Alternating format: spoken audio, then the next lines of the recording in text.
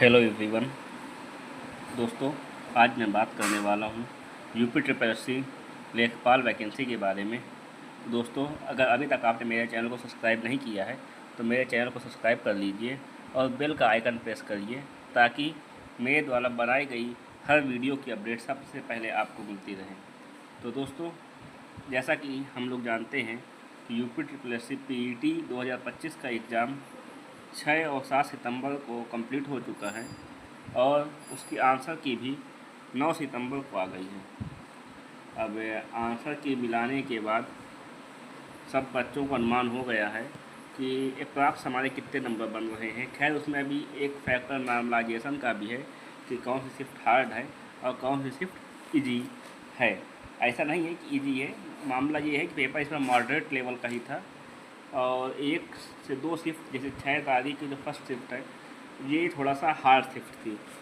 तो अब इसके बाद बात आती है लेखपाल की। तो सबसे पहले तो ये है कि PET का रिज़ल्ट कम से कम 2.5 महीने बाद अर्थात लगभग 15 दिसंबर के आसपास PET का जो रिज़ल्ट है वो आएगा और रिज़ल्ट आने के बाद जो पहला notification UP triple S C जारी करेगा वो लेखपाल का होगा। और उसमें अभी ऐसा अखबार में विज्ञापन के माध्यम से बताया जा रहा है कि 8,500 पदों के आसपास लेखपाल की जो नई वैकेंसी आएगी उसमें रहेंगे, लेकिन अभी कुछ पदों का अधियाचन आना बाकी है जिससे ये पद 9,000 से ऊपर हो जाएंगे। तो ये बहुत ही एक बढ़िया अपॉर्चुनिटी है उन बच्चों के लिए जिनकी इंग्लिश वीक है या वो बच्चों के लिए जो यूपी की ग्रुप सी की वैकेंसी करना चाह रहे हैं। और ये एक बहुत ही प्रतिष्ठित पद भी है और हर तरह से बेहतर है।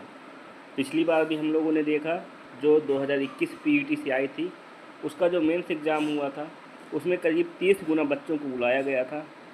इस बार भी ऐसा ही अनुमान है कि 30 से 40 गुना बच्चों को ही बुलाया जाएगा। तो अगर हम मान के चलें कि 30 गुना बच्चों को बुलाया जा रहा है तो अप्रॉक्स आप ये समझ लीजिए कि जिसके भी 52 नंबर से ऊपर हैं उनको बुलाया जाएगा। और ये जो मैं नंबर बता रहा हूँ ये नॉर्मलाइज्ड मार्क्स होंगे। ये ऐसा नहीं है कि अभी जो आपके आंसर की में बन रहे हैं जिसकी हार्ड शिफ्ट है उसके 48, 49, 50 ही बन रहे होंगे, किसी के 55 बन रहे होंगे। तो ऐसा नहीं है कि वही आपके मार्क्स हैं, अभी आपको नॉर्मलाइजेशन का फ़ायदा भी मिलेगा।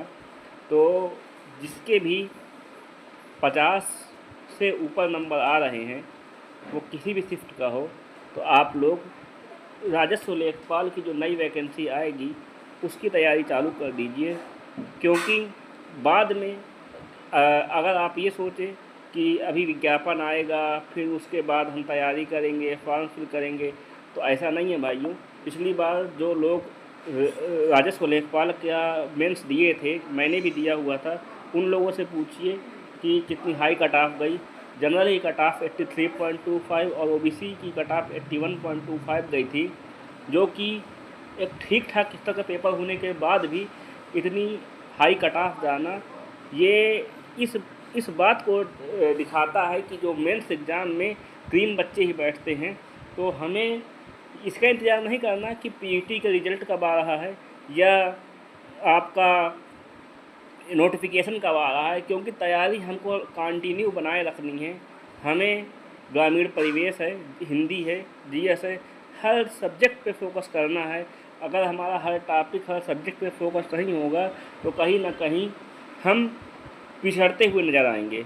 इसीलिए साथियों, आप लोग नोटिफिकेशन का इंतज़ार मत करिए। आप लोग को जानकारी मिल चुकी है कि लेखपाल का ही पहला नोटिफिकेशन आएगा जो PET 2025 से होगा। उसके बाद लोअर का भी वैकेंसी जिसमें करीब 700 पद जो नॉर्मल ग्रेजुएशन के और 800 पद स्पेशल ग्रेजुएशन के हैं। तो अभी तो आप लोग का जो मेन फोकस होना चाहिए वो होना चाहिए आपकी लेखपाल की जो नई वैकेंसी आएगी उसकी तैयारी को लेकर। तो दोस्तों, अगर आपके मन में कोई सवाल है, कोई डाउट है, तो आप लोग कमेंट के माध्यम से मुझसे पूछ सकते हैं। मैं आपका डाउट को दूर करने का प्रयास करूँगा। धन्यवाद।